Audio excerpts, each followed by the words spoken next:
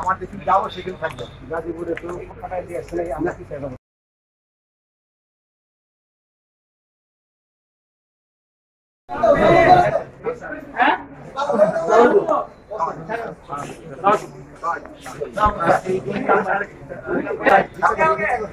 সাংবাদিক ভাই ও বোনেরা আসসালামু আলাইকুম। ওয়ালাইকুম আসসালাম। আমি অন্য কোনো জেলায় যাওয়া হয় নাই, বাট এই জেলা আসার একটা উদ্দেশ্য আছে। আমি এখানে একসময় কাজ করে দিচ্ছি, এই জেলার প্রতি একটা আলাদা একটা মমতা হয়ে গেছে। এই জন্য আজকে আসা, এই জন্য আমি ডিসি মহোদয়ের কাছে অনুরোধ করছিলাম একটু সার্কিট হাউসটা আমি দেখে যাবো।